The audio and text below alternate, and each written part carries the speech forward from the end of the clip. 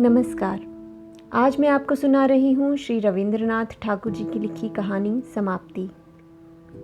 अपूर्व Kumar BA पास करके छुट्टियों में कलकत्ता से अपने गांव लौट रहा था।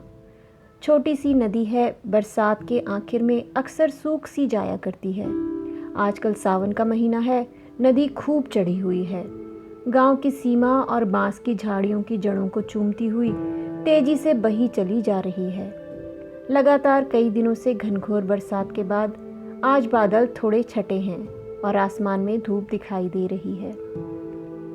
नाव पर बैठे हुए अपूर्व कुमार के मन के भीतर की वह तस्वीर अगर दिखाई देती तो देखते कि वहाँ भी इस युवक के मन की नदी नई बरसात से बिल्कुल किनारे तक लबालब भर गई है और नदी का पानी उजास से झिलमिल और हवा से छप छप कर रहा है।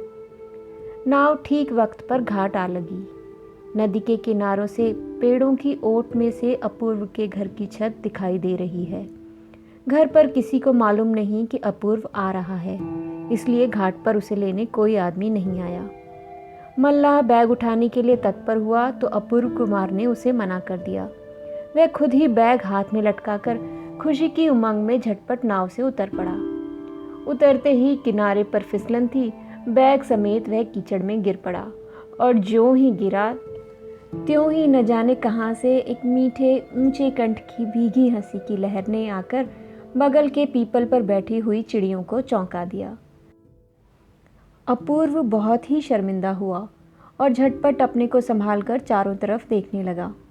देखा कि किनारे पर जहां महाजन की नाव से नई ईंटें उतारकर इकट्ठी की गई हैं, उन्हीं पर बैठी हुई एक लड़की हंसते हंसते बिखरी जा रही है। अपूर्व ने पहचान लिया कि वह उन्हीं की नई पड़ोसन की लड़की मृण्मयी है।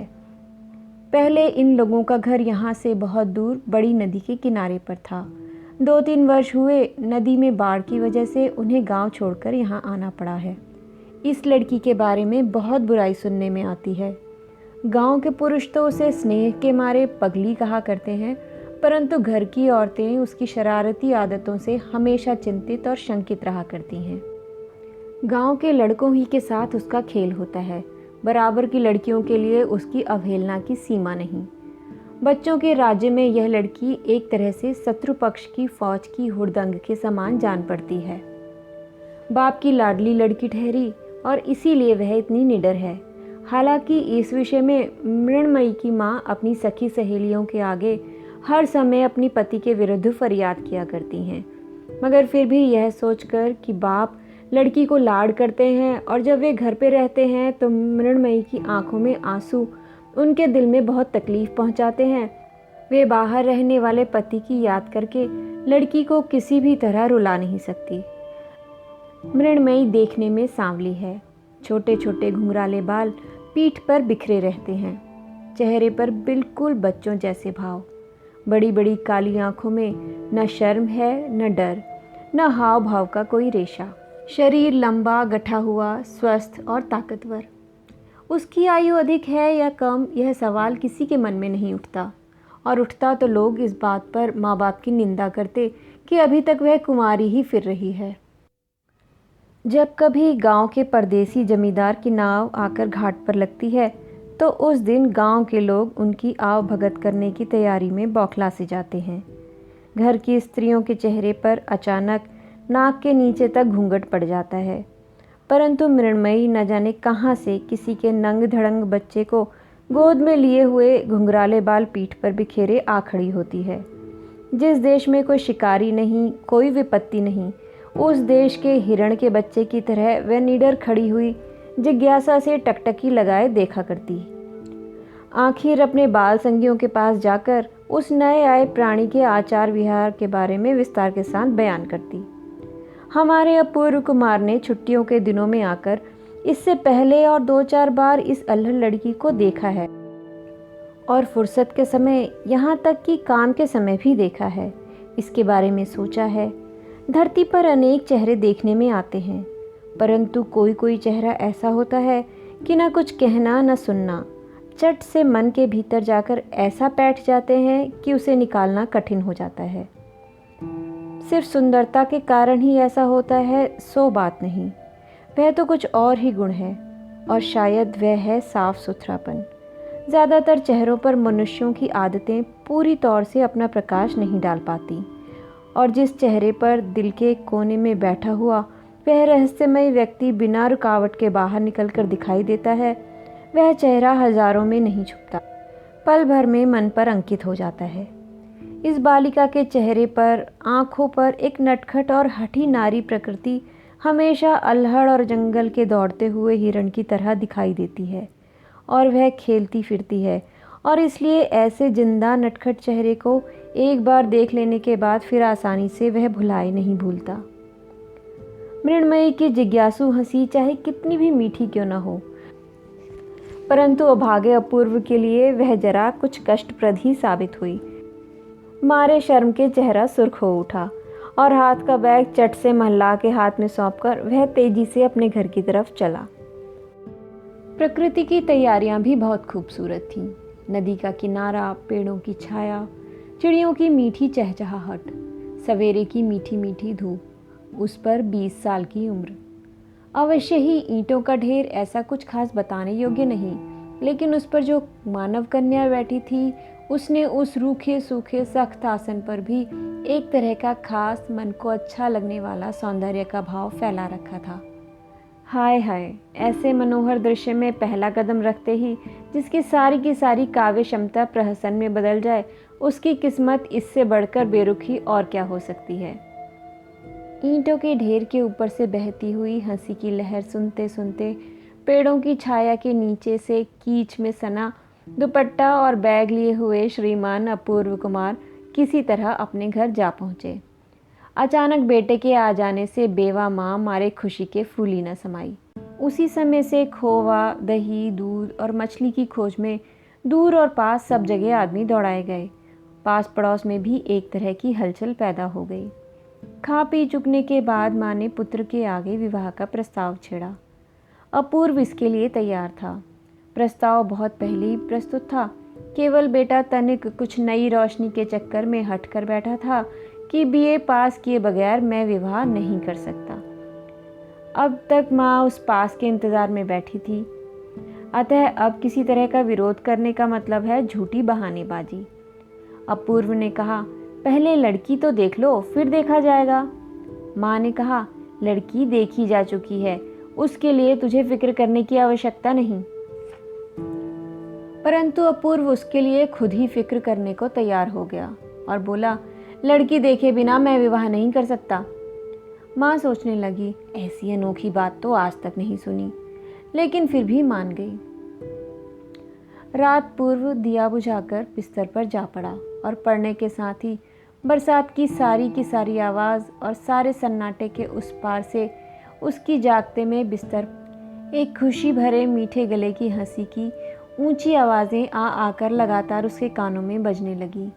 उसका मन अपने को बार बार लगातार यह कह कह कर पीड़ा देने लगा कि सवेरे वह जो पैर फिसलने पर गिर पड़ा था, उसका किसी न किसी तरकीब से उसे सुधार कर लेना चाहिए। उस लड़की को यह मालूम ही नहीं कि मैं अपूर्व कुमार हूँ। अचानक फिसलन में पैर पड़ जाने से, कीच में गिर जाने पर भी मैं कोई मजाक या उपेक्षा के लायक गांव का युवक नहीं। दूसरे दिन अपूर्व को लड़की देखने जाना था। ज़्यादा दूर नहीं, मोहल्ले में ही लड़की वालों का घर है।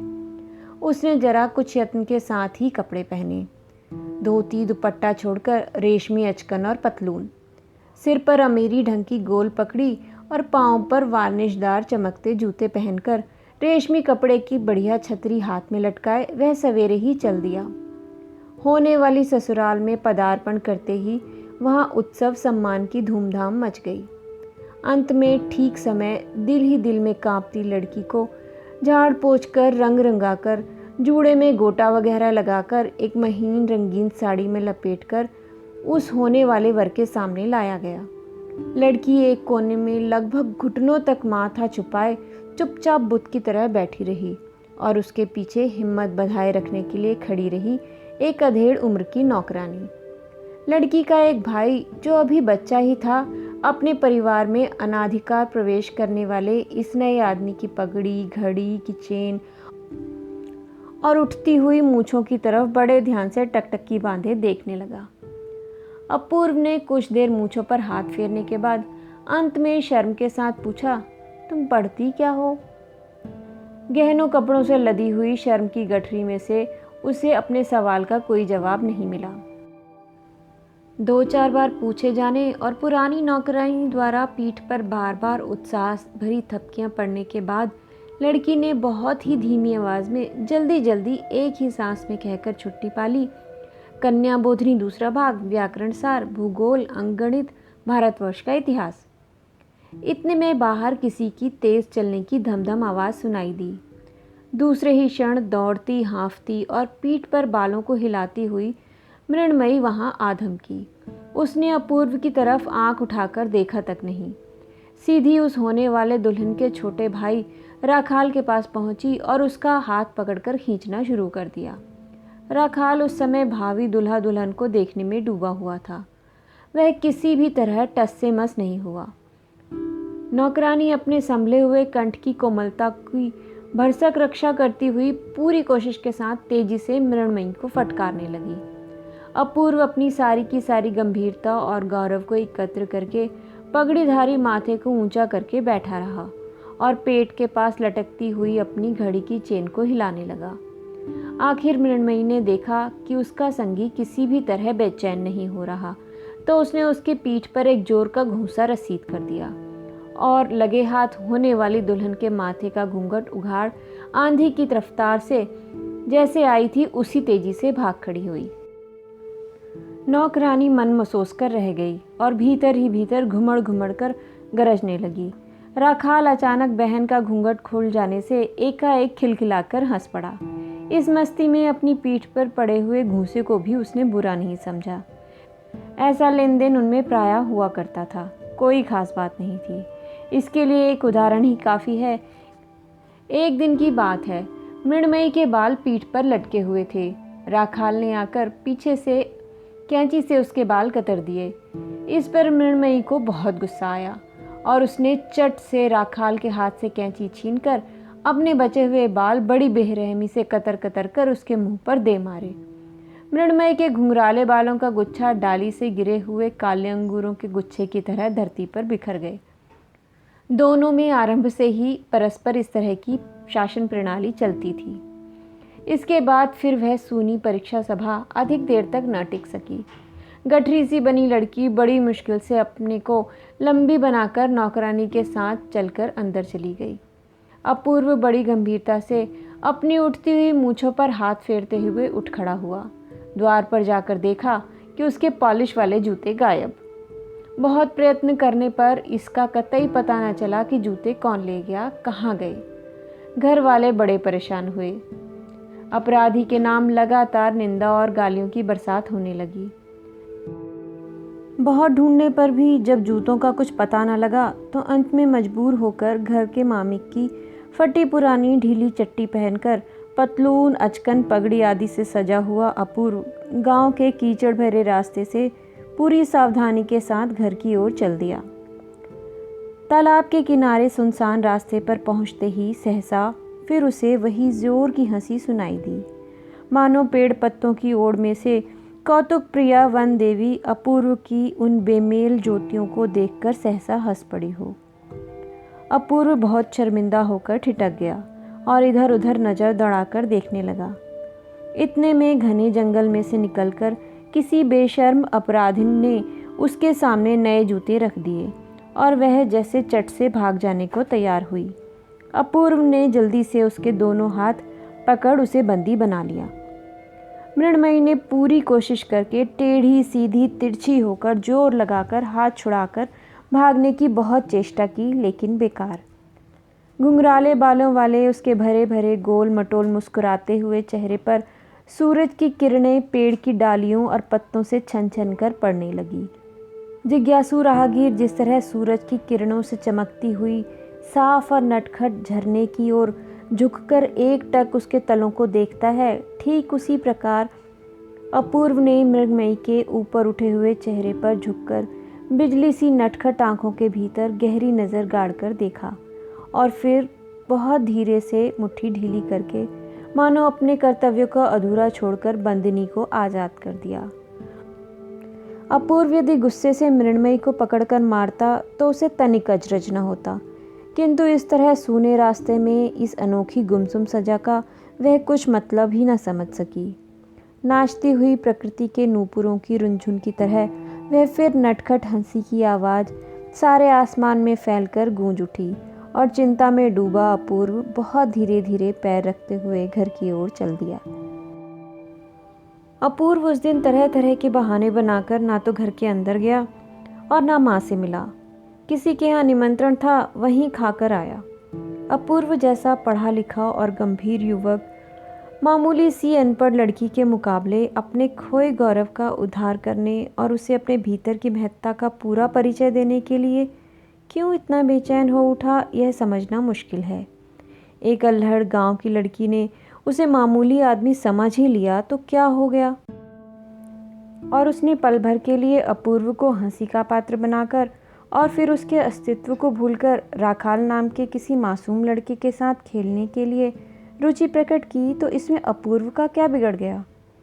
इन बच्चों के सामने उसे यह प्रमाणित करने की आवश्यकता ही क्या है कि वह विश्वदीप मासिक पत्रिका में पुस्तकों की समीक्षा किया करता है और उसके संदूक के अंदर एसेंस, जूते, रुबीनी के कैम्फर, चिट्ठी लिखने के रंगीन कागज़ और हारमोनियम शिक्षा पुस्तक के साथ एक पूरी लिखी हुई पांडुलिपि रात के अंधेरे में गर्भ के भावी तड़के की तरह प्रकाशित होने की प्रतीक्षा कर रही है। किंतु मन को समझाना कठिन है। कम से कम इस देहाती नटखट लड़की के सामने श्री अपूर्व कुमार राय BA पराजय स्वीकार करने को किसी भी प्रकार तैयार नहीं है। शाम को अपूर्व जब घर पहुंचा तो माँ ने पूछा, क्यों रे, लड़की देख आया? कैसी है, पसंद है ना? अपूर्व ने कुछ झेंपते हुए कहा, हाँ देख आया माँ, उनमें से एक लड़की मुझे पसंद है। माँ ने कुछ आश्चर्य के साथ कहा, तूने कितनी लड़कियां देखी थी वहाँ? अंत में 2-4 प्रश्नोत्तरों के बाद माँ को मालूम हुआ कि उसके लड़के ने पड़ोसन शारदा की लड़की मृण्मयी को पसंद किया है। इतना पढ़ लिख कर भी लड़के की ऐसी पसंद। पहले अपूर्व कुछ शर्माता रहा। अंत में माँ जब उसकी पसंद का विरोध करने लगी तो उसकी शर्म जाती रही। यहाँ तक कि जिद के साथ वह कह बैठा, मृण्मयी के अलावा मैं किसी से विवाह नहीं करूँगा। ज्यों-ज्यों उसके सामने पहले लाई गई उस पुतली जैसी लड़की की वह कल्पना करता, त्यों-त्यों विवाह के बारे में उसकी रुचि खत्म होती गई। 2-3 दिन तक माँ बेटे में नाराज़ी रही। माँ ने खाना पीना सोना तक बंद कर दिया। अंत में अपूर्व की ही जीत हुई। माँ ने मन को समझाया कि मृण्मयी अभी बच्ची है, उसकी माँ उसे पढ़ाने में असमर्थ है, विवाह के बाद अपने घर आ जाने पर वे ठीक कर लेगी। धीरे धीरे उन्हें इस बात पर भी विश्वास होने लगा कि उसका चेहरा खूबसूरत है, किंतु उसी समय उसके भद्दे बालों की कल्पना करते ही उनका मन निराशा में डूब गया। फिर भी उन्होंने आशा की थी कि ठीक से जूड़ा बांधने और खूब तेल लगाने से ये खराबी भी कुछ दिनों में जाती रहेगी। मोहल्ले के सभी लोग अपूर्व की इस पसंद को अपूर्व पसंद कहने लगे।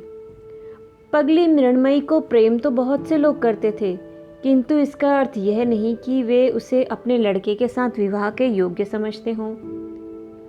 मृण्मयी के पिता ईशान चंद मजूमदार को समय पर सूचना दे दी गई। वे किसी स्टीमर कंपनी की ओर से बतौर क्लर्क नदी के किनारे एक छोटे से स्टेशन पर छोटी सी टिन छत्ती में माल उतरवाने, लदवाने और टिकट बेचने का काम किया करते थे। घर से अपनी बेटी मृण्मयी के संबंध की और विवाह की खबर पाकर उनकी आंखों से आंसू गिरने लगे। कितना दुख और कितना आनंद था, इसका अनुमान लगाना कठिन है। अपनी लड़की के विवाह में जाने के लिए ईशान चंद ने हेड ऑफिस के साहब को छुट्टी के लिए अर्जी दी। साहब ने उसे बहुत मामूली काम समझकर छुट्टी अस्वीकृत कर दी। उन्होंने घर को लिख दिया कि दशहरे के अवसर पर 1 हफ्ते की छुट्टी मिलेगी, तब तक के लिए विवाह स्थगित कर रखें। अपूर्व की मां ने लिखा कि इस माह का मुहूर्त बहुत अच्छा है, आगे तिथि नहीं हटाई जा सकती। दोनों जगह से प्रार्थना अस्वीकृत हो जाने पर व्यथित पिता ने फिर कोई आपत्ति नहीं की। पहले की तरह वह माल का वजन करने और टिकट बेचने के काम में लग गए। इसके बाद मृण्मयी की माँ और गांव के जितने भी बड़े बूढ़े थे सभी मिलकर मृण्मयी को उसके भावी कर्तव्य के बारे में दिन रात उपदेश देने लगे। ऊट पटांग खेल, भाग दौड़, जल्दी जल्दी चलना, जोर जोर से हंसना, लड़कों के साथ हिलना मिलना, व्यर्थ की बातें करना और भूख लगते ही खाना मांगने बैठ जाना आदि इन विषयों की मनाही की सलाह दे देकर सभी ने विवाह को उसके सामने भूत बनाकर खड़ा कर दिया। उत्सुक और शंकित मृण्मयी ने समझा कि उसे जीवन भर के लिए कैद और उसके बाद फांसी की सजा दी जा रही है।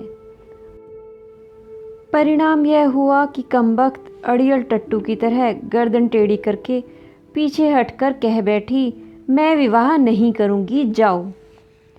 किंतु फिर भी उसे विवाह करना ही पड़ा। उसके बाद शिक्षा आरंभ हुई। अपूर्व की माँ के घर आकर एक ही रात में मृण्मयी की सारी दुनिया कैद में बंध गई। सास ने बहू का सुधार करना आरंभ कर दिया। उन्होंने सख्त मुंह बनाकर बहू से कहा, देखो बहू, अब तुम छोटी नहीं हो, हमारे घर में ऐसी बेशर्मी नहीं चलेगी। सास ने यह बात जिस भाव से कही, मृण्मयी उसे उसी रूप में न ले सकी। उसने सोचा, इस घर में अगर ना चले तो शायद दूसरी जगह कहीं जाना पड़ेगा। दोपहर को बहू घर में दिखाई नहीं दी। कहाँ गई ढूंढ मच गई। अंत में विश्वासघाती राखाल ने उसके गुप्त स्थान का पता बतलाकर उसे पकड़वा दिया। वह बड़ के नीचे श्री राधा कांत जी के टूटे रथ पर जाकर छिप गई थी। सास ने, माँ ने और अड़ोस पड़ोस के सभी हित चाहने वालों ने उसे कितना डांटा फटकारा और शर्मिंदा किया, इसकी कल्पना आप स्वयं ही कर सकते हैं। रात को ढेर बादल घिर आए और रिमझिम मेघ बरसने लगा। अपूर्व ने धीरे धीरे मृण्मयी के पास पलंग पर जाकर उसके कान में धीमे से कहा, मृण्मयी, तुम मुझे प्रेम नहीं करती? मृण्मयी अचानक कड़क कर बोल उठी, नहीं, मैं तुम्हें बिल्कुल प्रेम नहीं करूंगी। मानो उसने अपना सारा गुस्सा और सबके दोष का सारा दंड सबको इकट्ठा करके एक साथ बिजली की तरह अपूर्व के माथे पर दे मारा। अपूर्व ने दुखी होकर कहा, क्यों, मैंने तुम्हारा क्या बिगाड़ा है? इस दोष की संतोषजनक कैफियत देना कठिन है। अपूर्व ने मन ही मन कहा, इसके विद्रोही मन को जैसे भी बने बस में करना ही होगा। दूसरे दिन सास ने मृण्मयी के विद्रोही भाव के सारे लक्षण देखकर उसे कमरे में बंद कर दिया। पिंजरे में फंसी नई चिड़िया की तरह पहले तो वह बड़ी देर तक कमरे के अंदर फड़कती रही। फिर बाद में जब कहीं भी भागने का रास्ता न मिला तो बेकार ही गुस्से में उसने बिछौने की चादर को दांतों से चीथ चीथ कर उसके चिथड़े उड़ा दिए और ज़मीन पर औंधे पड़कर मन ही मन पिता को याद करके रोने लगी। इसी समय धीरे से कोई उसके पास आकर बैठ गया और बड़े स्नेह से उसके धूल से लिपटे बालों और गालों को एक ओर हटा देने की कोशिश करने लगा। मृण्मयी ने बड़े जोर से अपना सिर हिलाकर उसका हाथ हटा दिया। अपूर्व ने उसके कानों के पास आकर अपना मुंह ले जाकर बहुत ही कोमल आवाज में कहा, मैंने चुपके से दरवाज़ा खोल दिया है, चलो पीछे से बगीचे में भाग चले। मृण्मयी ने जोर से सिर हिलाकर रोते हुए कहा, नहीं। अपूर्व ने ठोटी पकड़कर उसका मुंह ऊपर उठाना चाहा और कहा, एक बार देखो तो सही कौन आया है। राखाल जमीन पर पड़ी हुई मृण्मयी की ओर देखते हुए हैरान सा दरवाजे के पास खड़ा था। मृण्मयी ने बिना मुंह उठाए ही अपूर्व का हाथ झटक कर अलग कर दिया।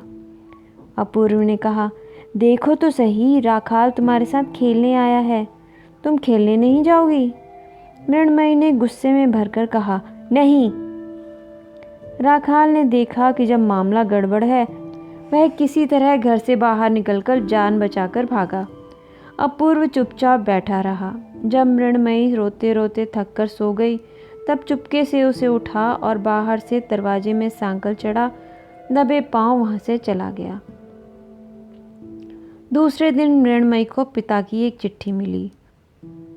उसमें उन्होंने प्राणों से प्यारी बेटी मृण्मयी के विवाह में ना आ सकने के कारण का रोना रोकर अंत में नवदंपति को मन से आशीर्वाद दिया था।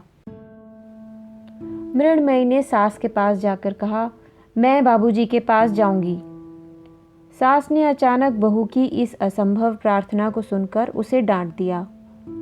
बाप का कहीं कुछ ठीक ठिकाना भी है कि ऐसे ही बाबूजी के पास जाएगी?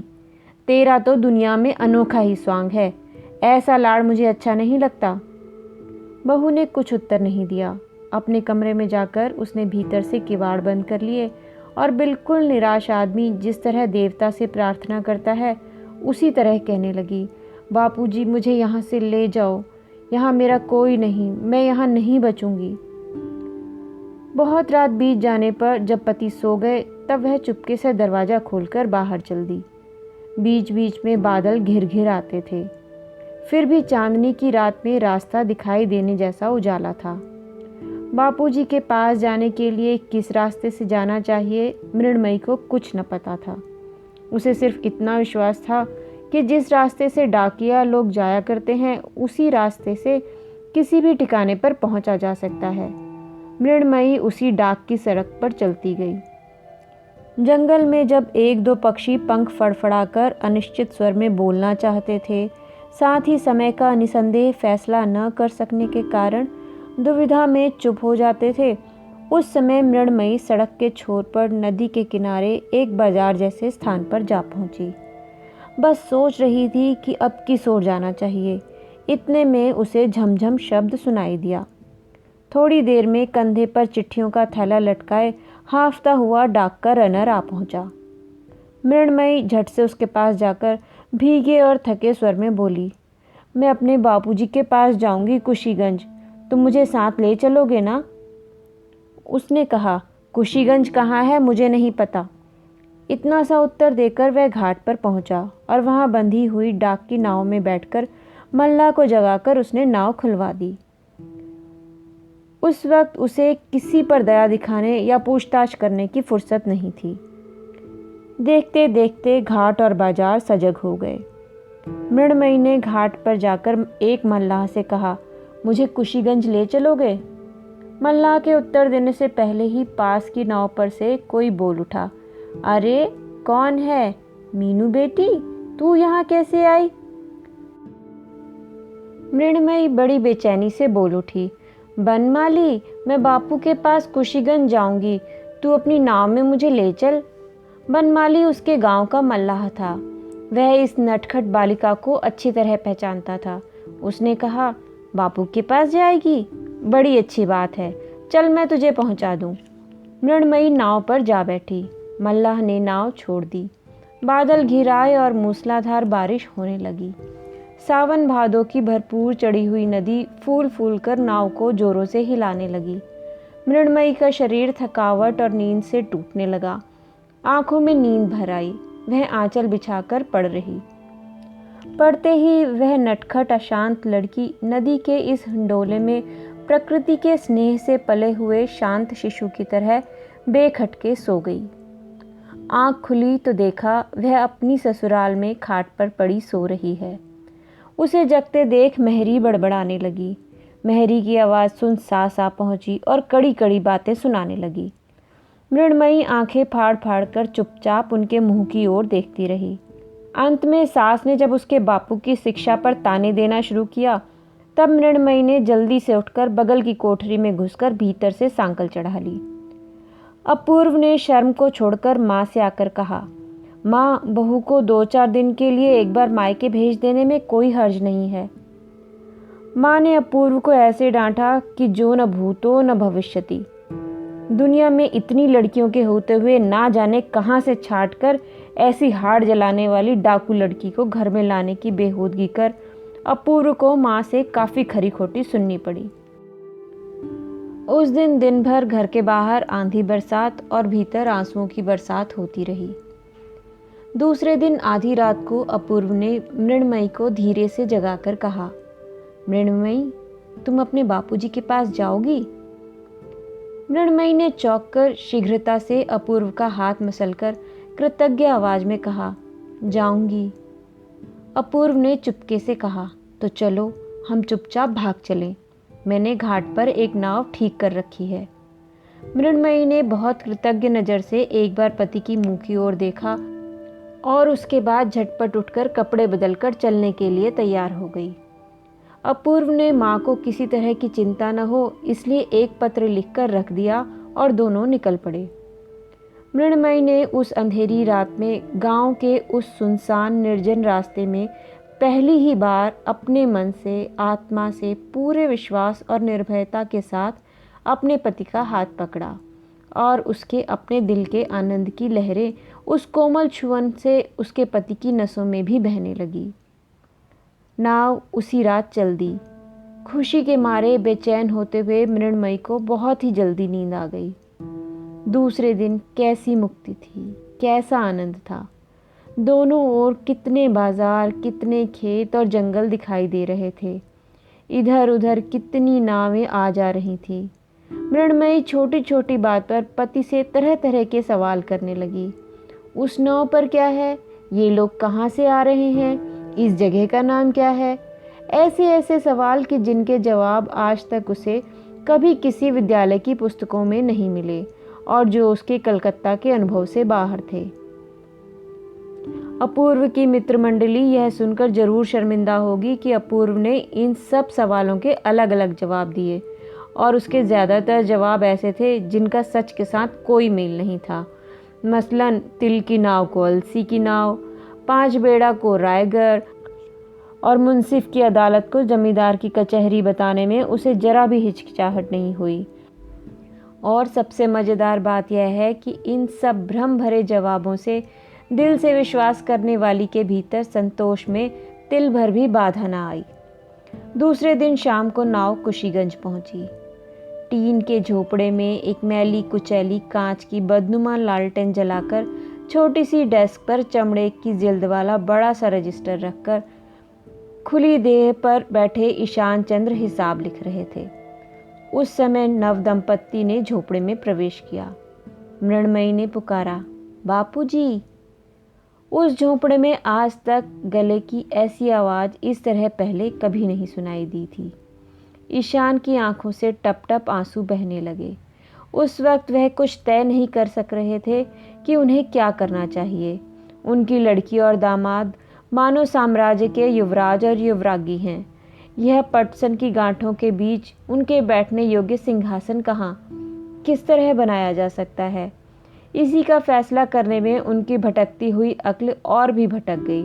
और फिर खाने पीने का इंतज़ाम, यह भी एक चिंता की बात है। गरीब क्लर्क अपने हाथ से दाल भात बनाकर किसी तरह पेट भर लेता है, परंतु आज ऐसे आनंद के दिन में वे क्या करे, क्या खिलाए? मृण्मयी बोली, बापूजी आज हम सब मिलकर रसोई बनाएंगे। अपूर्व ने इस प्रस्ताव पर बड़ा उत्साह दिखाया। उस छोटे से झोंपड़े में जगह की कमी थी, आदमी की कमी थी, अनाज की कमी थी, परंतु छोटे से छेद में से जिस तरह फव्वारा चौगुने वेग से छूटता है, उसी तरह गरीबी के बारीक छेद से आनंद की धार पूरी रफ्तार से बहने लगी। इसी तरह 3 दिन बीत गए। दोनों समय नियम से जहाँ जाकर जेटी पर लगता है। मुसाफिरों का आना जाना और शोरगुल सुनाई देता है। शाम के वक्त किनारा बिल्कुल सुनसान हो जाता है और तब एक अनोखी तरह की खुली आज़ादी का अनुभव होता है। तीनों मिलजुल कर तरह तरह की तैयारियां, गलतियां करके कुछ का कुछ, कहीं का कहीं कर रसोई बनाते हैं। उसके बाद मृण्मयी के चूड़ियों वाले प्यार भरे हाथों से परोसा जाना, ससुर जमाई का एक साथ बैठकर खाना और गृहिणी होने की सैकड़ों गलतियां दिखलाते हुए मृण्मयी का हंसी उड़ाया जाना, और उस पर बालिका का आनंद भरा झगड़ा और मौखिक घमंड, इन बातों से सबका दिल खुशी से भर उठा। आखिर अपूर्व ने कहा, अब ज़्यादा दिन रहना ठीक नहीं। इस पर मृण्मयी ने भीगे स्वर में और भी कुछ दिन ठहरने के लिए याचना की। ईशान ने कहा, नहीं अब नहीं। विदाई के दिन लड़की को सीने से लगाकर उसके सर पर हाथ रखकर आंसू मिले रुआंसे स्वर में ईशान चंद्र ने कहा, बेटी तू अपने ससुराल में प्रकाश करना, लक्ष्मी बनकर रहना, अच्छा, ताकि मेरी मीनू में कोई कुछ बुराई ना निकाल सके। मृण्मयी रोते हुए अपने पति के साथ विदा हो गई और ईशान अपने उसी बुरी तरह बेहाल छोटे से टीन के झोंपड़े में अपने उसी पुराने नियम के अनुसार माप तौल कर दिन पर दिन और महीने बिताने लगे। दोनों अपराधियों की जुगल जोड़ी जब घर लौटी तो माँ बड़ी गंभीर बनी रही, किसी से कोई बात नहीं की। माँ की तरफ से किसी के व्यवहार पर ऐसे किसी दोष का आरोप ही नहीं किया गया जिसकी सफाई देने के लिए दोनों में से कोई कुछ प्रयत्न करता।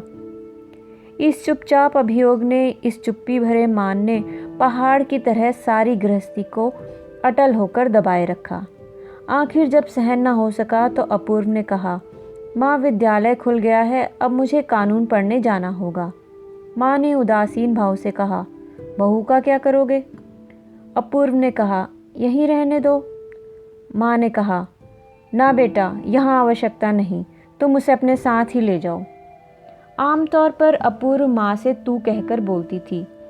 अपूर्व ने अभिमान से व्यथित आवाज़ में कहा, अच्छा। कलकत्ता जाने की तैयारियां होने लगीं। जाने से एक दिन पहले रात को अपूर्व जब अपने कमरे में सोने गया तो देखा मृण्मयी बिस्तर पर पड़ी रो रही है। अचानक उसके दिल को बड़ी चोट पहुंची। व्यथित आवाज़ में बोला, मृण्मयी, मेरे साथ कलकत्ता जाने को तुम्हारा मन नहीं चाहता? मृण्मयी ने कहा, नहीं। अपूर्व ने पूछा, क्या तुम मुझसे प्यार नहीं करती? इस सवाल का कुछ जवाब न मिला। आमतौर पर इस तरह के सवाल का जवाब बहुत ही आसान हुआ करता है, लेकिन कभी कभी इसमें मानसिक तत्व की इतनी जटिलता भरी रहती है कि बालिका से बिल्कुल वैसे ही जवाब की आशा नहीं की जा सकती। अपूर्व ने कहा, राखाल को छोड़कर यहाँ से जाने का तुम्हारा मन नहीं करता, क्यों? मृण्मयी ने बड़ी सहजता से जवाब दिया, हाँ। बालक राखाल के प्रति इस बीए पास विद्वान युवक के हृदय में सुई के बराबर बहुत ही बारीक लेकिन अत्यंत लंबी ईर्ष्या का उदय हुआ। बोला, मैं बहुत दिनों तक घर नहीं लौट सकूंगा। इस संवत के बारे में मृण्मयी को अपनी तरफ से कुछ नहीं कहना था। अपूर्व फिर बोला, शायद 2-2.5 साल और उससे भी ज़्यादा दिन लग सकते हैं। मृण्मयी ने आदेश दिया, वापस आते हुए तुम राखाल के लिए एक 3 फल वाला राजस का चाकू लेते आना। अपूर्व लेटा हुआ था। तनिक उठकर बोला, तो तुम यहीं रहोगी? मृण्मयी ने कहा, हाँ, मैं अपनी माँ के पास जाकर रहूँगी। अपूर्व ने एक हल्की सी सांस लेकर कहा, अच्छी बात है, वहीं रहना। लेकिन सुनो, जब तक स्वयं मुझे आने की चिट्ठी ना लिखोगी तब तक मैं ना आऊँगा। अब तो खूब प्रसन्न हो ना? मृण्मयी इस सवाल का जवाब देना व्यर्थ समझकर सोने लगी, लेकिन अपूर्व को नींद नहीं आई। वह तकिया ऊंचा करके उसके सहारे बैठा रहा। बहुत रात बीते अचानक आकाश में चांद दिखाई दिया और उसकी चांदनी बिस्तर पर आकर फैल गई। अपूर्व उस उजाले में मृण्मयी के चेहरे की ओर देखने लगा। देखते देखते उसे ऐसा मालूम हुआ जैसे रूप कथा की राजकुमारी को कोई चांदी की छड़ी छुआकर अचेत कर गया हो। एक बार सिर्फ सोने की छड़ी छुआते ही इस सोती हुई आत्मा को जगाकर उससे माला बदली जा सकती है। चांदी की छड़ी हंसी है और सोने की छड़ी आंसू। सवेरे ही अपूर्व ने मृण्मयी को जगा दिया। बोला, मृण्मयी, मेरे जाने का समय हो गया है, चलो मैं तुम्हें तुम्हारी माँ के यहाँ पहुँचाऊँ। मृण्मयी बिस्तर से उठकर चलने के लिए खड़ी हो गई। अपूर्व ने उसके दोनों हाथ पकड़कर कहा, अब एक प्रार्थना और है तुमसे। मैंने कितने ही अवसरों पर तुम्हारी मदद की है। आज परदेश जाते समय तुम मुझे उसका कुछ पुरस्कार दोगी? मृण्मयी ने अचरज से पूछा, क्या? अपूर्व ने कहा, तुम मुझे अपने मन से, प्रेम से मुझे एक चुंबन दो। अपूर्व की सजीव प्रार्थना और गंभीर चेहरे को देखकर मृण्मयी हंसने लगी और फिर कठिनाई से उस हंसी को रोककर चुंबन देने के लिए आगे बढ़ी।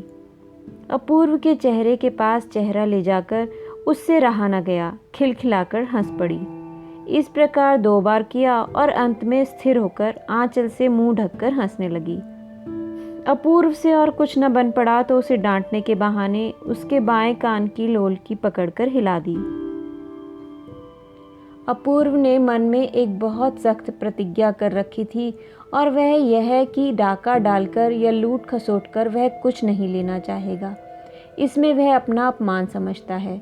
वह चाहता है कि देवता के समान गौरव सहित अपनी इच्छा से भेंट किए उपहार को ग्रहण करे, स्वयं अपने हाथ से उठाकर कुछ भी न ले। मृण्मयी फिर नहीं हंसी। अपूर्व सवेरे के सुनहरे प्रकाश में सुनसान रास्ते से उसकी माँ के घर पहुँचाया आया। फिर घर आकर माँ से बोला, माँ, मैंने खूब सोच विचार कर देखा कि बहू को अपने साथ कलकत्ता ले जाने में पढ़ाई का हर्ज होगा।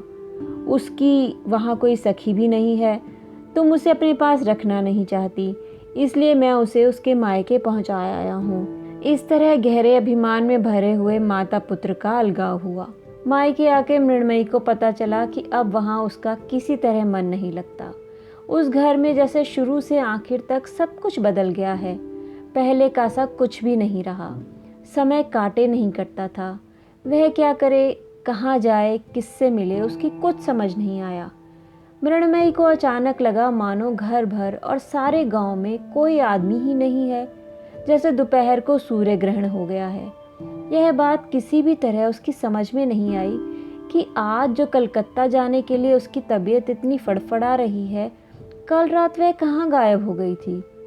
कल वह नहीं जानती थी कि जीवन के जिस हिस्से को छोड़कर कलकत्ता जाने से उसका जी इतना आगा पीछा कर रहा है, आज उसका सारा मजा ही बदल जाएगा। पेड़ के पके पत्ते की तरह डंठल से गिरे हुए उस बीते जीवन को आज उसने अपनी इच्छा से अनायास ही दूर फेंक दिया। पुरानी कहानियों में सुना करते हैं कि पहले कुशल शस्त्र निर्माता ऐसी बारीक तलवार बना सकते थे जिसे आदमी को काटकर 2 टुकड़े कर देने पर भी उसे मालूम नहीं पड़ता था, और जब उसे हिलाया जाता था तो उसके 2 टुकड़े हो जाते थे। ईश्वर की तलवार ऐसी ही बारीक है कि उन्होंने मृण्मयी के बालपन और जवानी के बीच वार किया। वह जान ही न सकी, और आज न जानी कैसे जरा सा हिल जाने से उसका बालपन जवानी से अलग जा गिरा, और तब वह आश्चर्य से व्यथित होकर देखती ही रह गई। मायके में उसके पहले की वह पुरानी कोठरी उसे अपनी मालूम ही नहीं हुई। जो मृण्मयी वहाँ रहती थी, अब मालूम हुआ कि वह वहाँ नहीं रही। अब दिल की सारी याद एक दूसरे ही घर में, दूसरे ही कमरे में, दूसरे ही बिस्तर के आसपास गूंजती सी उड़ने लगी। मृण्मयी अब बाहर नहीं दिखाई देती। अब उसकी हंसी भी नहीं सुनाई पड़ती। राखाल उसे देखकर डर जाता है। खेल कूद की बात तो उसके मन में आती ही नहीं। मृण्मयी ने अपनी माँ से कहा, माँ, मुझे ससुराल ले चल। उधर कलकत्ता जाते समय बेटे के उदास चेहरे को याद कर करके माँ की छाती फटी जा रही थी। क्रोध में बहू को वह समधन के घर छोड़ आया, यह बात उसके मन में सुई की तरह चुभने लगी। इतने में एक दिन घूंघट डाले बहू बनकर मृण्मयी आ पहुंची। चेहरा मुरझा सा गया था। वह सास के पांव लगी। सास की आंखों में आंसू भर आए और उसी पल बहू को उन्होंने छाती से लगा लिया। पल भर में दोनों का मिलन हो गया। बहू का चेहरा देख सास को बड़ा आश्चर्य हुआ। अब वह मृण्मयी रही ही नहीं। ऐसा बदलाव तो आमतौर पर सबके लिए संभव नहीं। बड़े बदलाव के लिए बड़ी शक्ति की ज़रूरत होती है। सास ने खूब सोच विचार के बाद यह तय किया कि वह बहू की बुराइयां वह एक एक कर सुधार देगी। लेकिन यहाँ तो पहले ही किसी ने अनदेखे सुधारक ने छोटे से तरीके से जैसे उसे नया जन्म ही दे दिया। बहू ने सास को पहचान लिया और सास ने बहू को। पेड़ के साथ शाखा टहनियों का जैसे मेल होता है, उसी तरह सारी गृहस्थी मानो आपस में मिलकर एकजुट हो गई। यह जो गंभीर, साफ सुथरा, विशाल रमणी जैसी प्रकृति मृण्मयी की सारी देह में, समूचे मन में, रोम रोम में व्याप्त हो गई है, वह जैसे उसे पीड़ा देने लगी। पहले पहले आषाढ़ के काले और जल भरे नए बादलों की तरह उसके दिल में एक तरह का आंसुओं से भरा हुआ, दूर तक फैला हुआ अभिमान उबरने लगा। उस अभिमान ने उसकी आंखों की छायादार लंबी पलकों पर और भी एक गहरी छाया डाल दी। वह मन ही मन पति से कहने लगी, मैं स्वयं को ना समझ सकी तो ना सही, पर तुमने मुझे क्यों ना समझा? तुमने मुझे सजा क्यों नहीं दी? तुमने मुझे अपनी इच्छा के अनुसार क्यों नहीं चलाया? मुझ डायन ने जब तुम्हारे साथ कलकत्ता चलने की मनाही कर दी तो तुम मुझे जबरदस्ती पकड़कर क्यों नहीं ले गए? तुमने मेरी बातें क्यों सुनी, मेरी जिद क्यों पूरी की, मेरे हठ को क्यों सहा। उसके बाद फिर उसे उस दिन की याद आई, पहले पहले जिस दिन अपूर्व सवेरे तालाब के किनारे सुनसान रास्ते में उसे कैद करके मुंह से कुछ ना कहकर सिर्फ उसके चेहरे की तरफ देर तक देखता रहा था। उस दिन के उस तालाब की, उस रास्ते की, पेड़ की नीचे की उस छाया की, सवेरे की उस सुनहरी धूप की, दिल के भार से झुकी हुई उस गहरी चितवन की उसे याद उठाई और सहसा उसका पूरा पूरा अर्थ उसकी समझ में आ गया। उसके बाद विदा के दिन जिस चुंबन को अपूर्व के होठों तक ले जाकर वह लौटा लाई थी, वह अधूरा चुंबन अब मरुमरीचिका की ओर प्यासे हिरन की तरह उत्तरोत्तर तेजी के साथ उस बीते हुए अवसर की ओर उड़ान भरने लगा। परंतु प्यास उसकी किसी तरह नहीं मिटी। अब रह रहकर उसके मन में यही बात आती थी, अरे उस समय अगर ऐसा करती, उनकी बात का अगर ये जवाब देती, और अगर तब ऐसा करती इत्यादि।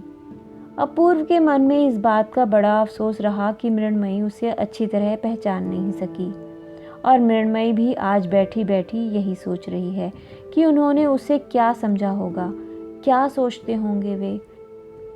अपूर्व ने उसे उद्यमी, नटखट, बेवकूफ़, नासमझ लड़की समझ लिया। लबालब भरे हुए दिल में अमृत की धारा से अपने प्रेम की प्यास मिटाने में उसे समर्थ नवयौवना नहीं समझा। इस पछतावे से, धिक्कार से, मारे शर्म के वह धरती में गड़गड़ जाने और प्रियतम के चुंबन और लाड सुहाग के उन कर्जों को वह पति के तकिए को दे देकर कर्ज उतारने की कोशिश करने लगी। इस तरह बहुत दिन बीत गए। अपूर्व जाते समय कह गया था, जब तक तुम खुद चिट्ठी नहीं लिखोगी तब तक नहीं आऊँगा। मृण्मयी उसी बात को याद करके एक दिन घर का दरवाज़ा बंद करके चिट्ठी लिखने बैठी। अपूर्व ने उसे जो सुनहरे किनारों के रंगीन कागज़ दिए थे, उन्हें निकालकर वह बैठी बैठी सोचने लगी, क्या लिखे। बड़ी सावधानी से अच्छी तरह हाथ जमा जमा कर, टेढ़ी मेढ़ी लकीर बनाकर, उंगलियों में स्याही पोतकर, छोटे बड़े अक्षरों में ऊपर किसी संबोधन के बिना एकदम लिख दिया, तुम मुझे चिट्ठी क्यों नहीं देते, तुम कैसे हो, तुम जल्दी घर आओ। और क्या लिखे सोचकर कुछ तय न कर सकी। असल बात जो थी वह सब लिखी जा चुकी थी, लेकिन समाज में मन का भाव और भी कुछ लिखकर प्रकट किया जाना चाहिए। मृण्मयी को भी यह कमी खटकी, इसलिए उसने और भी बहुत देर कुछ सोच सोचकर और कुछ नए शब्द जोड़ दिए। अब तुम मुझे चिट्ठी देना और कैसे रहते हो यह लिखना, और घर आना, माँ अच्छी तरह है, बीसू पुत्ती सब अच्छी तरह हैं, और कल हमारी काली गाय का बछड़ा हुआ है।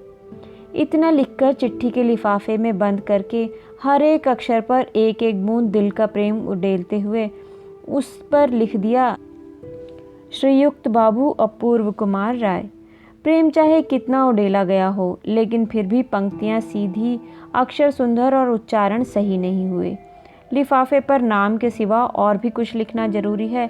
मृण्मयी इस बात से परिचित नहीं थी, कहीं सास या कोई और देख न ले, इस कारण उसने चिट्ठी को उसने एक भरोसे की दासी के हाथ डाक में डलवा दिया।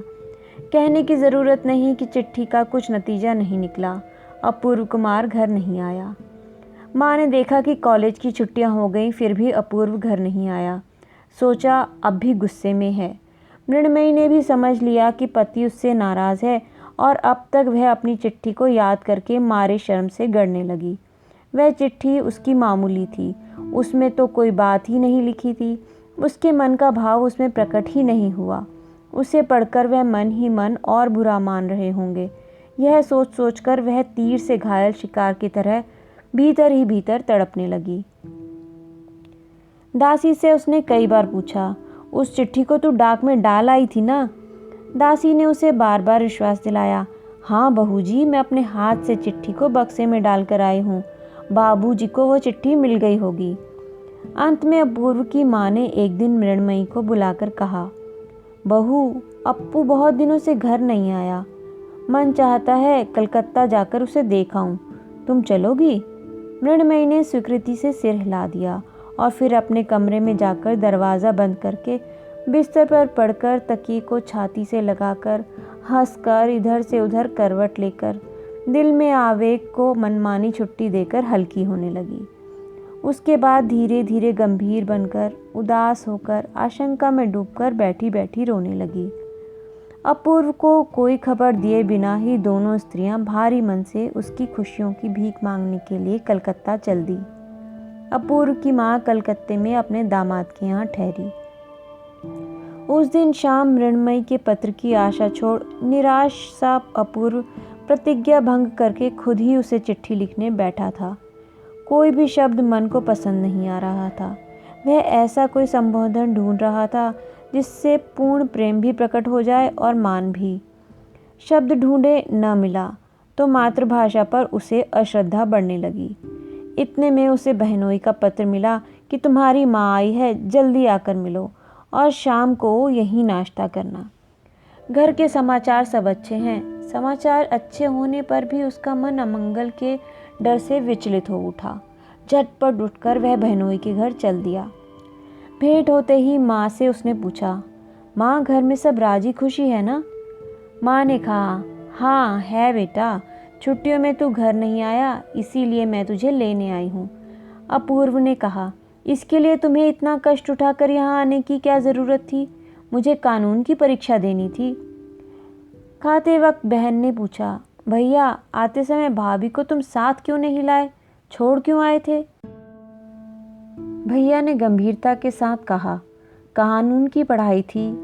बहनोई ने हंसकर कहा, यह सब फालतू की बातें हैं, असल में हमारे डर से लाने की हिम्मत नहीं पड़ी। बहन बोली, हो भी तो डरावने आदमी, छोटे बच्चे कहीं अचानक देख लें तो डर के मारे बुखार आ जाता है। हंसी मजाक चलने लगा, परंतु अपूर्व बिल्कुल उदास सा ही बना रहा। कोई भी बात उसे अच्छी नहीं लग रही थी। वह सोच रहा था कि माँ जब कलकत्ता आई तो मृण्मयी चाहती तो माँ के साथ आसानी से आ सकती थी। शायद माँ ने उसे साथ लाने की कोशिश भी की होगी, लेकिन वह अल्लड़ लड़की राजी ही नहीं हुई होगी और इस बारे में संकोच के कारण माँ से वह कुछ पूछ भी न सका। सारा जीवन और विश्व उसे शुरू से आखिर तक बेकार सा मालूम होने लगा। भोजन के बाद बड़ी जोर की आंधी आई और घनघोर वर्षा होने लगी। बहन ने कहा, भैया आज यहीं रह जाओ।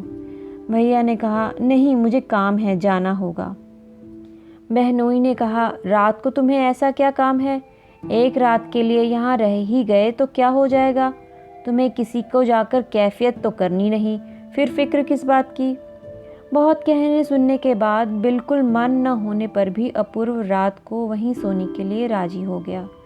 बहन ने कहा, भैया तुम थके हुए मालूम होते हो, अब मत जागो, चलो जाकर सो जाओ। अपूर्व की भी यही इच्छा थी कि बिस्तर पर अंधेरे में अकेला जाकर सोए तो उसकी जान छूटे। किसी भी बात का जवाब देना उसे अखर रहा था। सोने के लिए उसे जिस कमरे के द्वार तक पहुंचाया गया, वहां जाकर उसने देखा कि भीतर अंधेरा है। बहन ने कहा, हवा से बत्ती बुझ गई है शायद, दूसरी बत्ती लिए आती हूँ। अपूर्व ने कहा, नहीं ज़रूरत नहीं, बत्ती जलाकर सोने की मेरी आदत नहीं। बहन के जाने पर अपूर्व अंधेरे कमरे में सावधानी के साथ पलंग की ओर बढ़ा। पलंग पर बैठना ही चाहता था कि इतने में सहसा चूड़ियों के खनकने की आवाज़ हुई और एक सुकोमल बाहुपाश ने उसे कठिन बंधन में बांध लिया और फिर फूल से कोमल व्याकुल होठों ने डाकू की तरह आकर लगातार आंसुओं की धार से भीगे हुए आवेगपूर्ण चुंबनों के मारे उसे आश्चर्य प्रकट करने का मौका तक नहीं दिया। अपूर्व पहले चौंक पड़ा, फिर उसकी समझ में आया कि बहुत दिनों पहले जो काम सिर्फ हंस देने के कारण अधूरा रह गया था, उसे आंसुओं की धारा ने आज खत्म कर दिया। ये थी कहानी समाप्ति, जिसे लिखा था श्री रविंद्रनाथ ठाकुर जी ने। आशा करती हूँ आपको पसंद आई होगी। फिर मिलेंगे एक नए सफ़र में एक नई कहानी के साथ। नमस्कार।